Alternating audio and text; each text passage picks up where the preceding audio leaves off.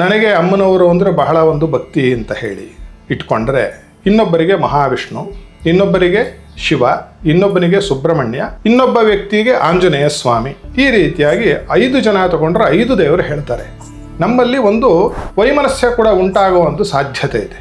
ಏನು, ಅಮ್ಮನವರು ದೊಡ್ಡವಳು ಅಂತ ನಾನು, ಶಿವ ದೊಡ್ಡವ ಅಂತ ಹೇಳಿ ಇನ್ನೊಬ್ಬ, ಗಣಪತಿ ಅಂತ ಹೇಳಿ, ಸ್ಕಂದ ಅಂತ ಹೇಳಿ, ಸೂರ್ಯ ಅಂತ ಹೇಳಿ, ಈ ರೀತಿಯಾಗಿ ನಮ್ಮ ದೇವರೇ ದೊಡ್ಡವನು, ನಮ್ಮ ದೇವರೇ ದೊಡ್ಡವನು, ನಮ್ಮ ದೇವರನ್ನು ಬಿಟ್ಟರೆ ಇನ್ಯಾವ ದೇವರು ಕೂಡ ದೊಡ್ಡವನು ಅಥವಾ ದೊಡ್ಡವಳು ಅಲ್ಲ ಅಂತಕ್ಕಂತಹ ಭಾವನೆ ಬರುತ್ತೆ. ಈಗ ಇಲ್ಲಿ ಒಂದು ಚಿಕ್ಕ ಒಂದು ಉದಾಹರಣೆಯನ್ನು ತೆಗೆದುಕೊಳ್ಳೋಣ. 1 kg ಬಂಗಾರದ ಅಮ್ಮನವರ ವಿಗ್ರಹವನ್ನು ನಾನು ಮಾಡಿಸ್ತೇನೆ. ಶಿವಭಕ್ತನಾದವನು 1 kg ಬಂಗಾರದ ಶಿವಲಿಂಗವನ್ನು ಮಾಡಿಸ್ತಾನೆ. ಗಣಪತಿ ಭಕ್ತನಾದವನು 1 kg ತೂಕದ ಗಣಪತಿಯ ಒಂದು ವಿಗ್ರಹವನ್ನು ಮಾಡಿಸ್ತಾನೆ ಬಂಗಾರದ್ದು. ಸುಬ್ರಹ್ಮಣ್ಯನ ಭಕ್ತನು ಅದೇ ರೀತಿ ಮಾಡಿಸ್ತಾನೆ. ವಿಷ್ಣು ಭಕ್ತನು ಅದೇ ರೀತಿ ಮಾಡಿಸ್ತಾನೆ.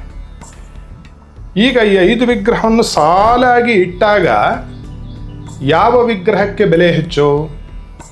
ಆ ಬೆಲೆಯನ್ನು ಕಟ್ಟವನು ಬಿರ್ತಾನೆ. ಅವನಿಗೆ ಚಿನಿವಾರ ಅಥವಾ ಗೋಲ್ಡ್ ಸ್ಮಿತ್, ಅಕ್ಕಸಾಲಿಗ ಅಂತ ಹೇಳ್ತೀವಿ. ಅವನ ಹತ್ರ ನೀವು 5 ವಿಗ್ರಹವನ್ನು ತೆಗೆದುಕೊಂಡು ಹೋಗಲ್ಲ. ಅವನ ಮುಂದೆ ಹೀಗಿಟ್ಟಾಗ ಅವನನ್ನು ಕೇಳೋದು, ಇದನ್ನು 5ರಲ್ಲಿ ಯಾವುದಕ್ಕೆ ಹೆಚ್ಚು ನೀನು ಬೆಲೆಯನ್ನು ಕೊಡ್ತೀಯಪ್ಪ, ನಮಗೆ ಹೆಚ್ಚು ಹಣವನ್ನು ಕೊಡ್ತಾನೆ ಅಂತಂದರೆ ಯಾವುದಕ್ಕೆ ಕೊಡ್ತಾನೆ? ಸ್ವಲ್ಪ ಯೋಚನೆಯನ್ನು ಮಾಡಬೇಕು ನಾವು. ಮೂಲಭೂತವಾಗಿ ಈ 5 ವಿಗ್ರಹವೋ 50 ವಿಗ್ರಹವೋ 1000 ವಿಗ್ರಹವೋ ಅಷ್ಟು ಕೂಡ ಆಗಿರತಕ್ಕಂತಹ ಮೂಲ ಪದಾರ್ಥ ಯಾವುದು? ಬಂಗಾರ, ಗೋಲ್ಡು. ಅದರ 1 kg ತೂಕಕ್ಕೆ ಅವತ್ತಿನ ದಿವಸ ಏನು ಬೆಲೆ ಇದೆಯೋ 5ಕ್ಕೂ ಕೂಡ ಒಂದೇ ಬೆಲೆಯನ್ನು ಅವನು ಕಟ್ಟಲಿಕ್ಕೆ ಸಾಧ್ಯ. 1 ಪೈಸಾ ಹೆಚ್ಚು ಇಲ್ಲ, 1 ಪೈಸಾ ಕಡಿಮೆಯೂ ಕೊಡುವುದಿಲ್ಲ. 5 ಜನಕ್ಕೂ ಅಷ್ಟೇ ಕೊಡ್ತಾನೆ.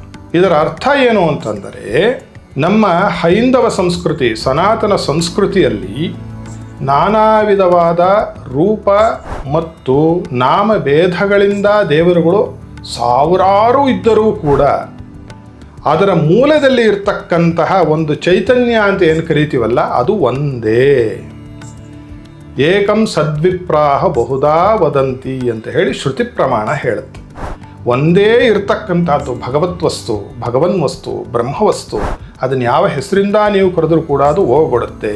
ಆ ಬಂಗಾರಕ್ಕೆ ಹೇಗೆ ಬೆಲೆನೋ ಅದೇ ರೀತಿಯಾಗಿ ನಾಮರೂಪಗಳು ಯಾವುದು ಬೇರೆ ಆದಾಗ್ಯೂ ಕೂಡ ಎಲ್ಲ ದೇವರು, ಯಾರಿಗೆ ಯಾವ ದೇವರಲ್ಲಿ ಭಕ್ತಿ, ಶ್ರದ್ಧೆ, ವಿಶ್ವಾಸ ಇದೆಯೋ ಆ ದೇವರ ಹೆಸರು ಹೇಳಿದ ತಕ್ಷಣ ಮೈಯೆಲ್ಲ ಒಂದು ನವಿರೆದ್ದು ಕಣ್ಣಲ್ಲಿ ನೀರು ತುಂಬಿಕೊಳ್ಳುತ್ತಲ್ಲ, ಆ ರೀತಿಯಾದಂತಹ ಭಾವನೆ ಯಾವ ದೇವರ ಮೇಲೆ ನಮಗೆ ಭಕ್ತಿ ಭಾವನೆ ಉಂಟಾಗುತ್ತೋ ಆ ದೇವರು ಅವನಿಗೆ ಅತ್ಯಂತ ದೊಡ್ಡದ್ದು ಅಂತ ಹೇಳಿ ನಾವು ನಿರ್ಣಯವನ್ನು ಮಾಡಬೇಕು.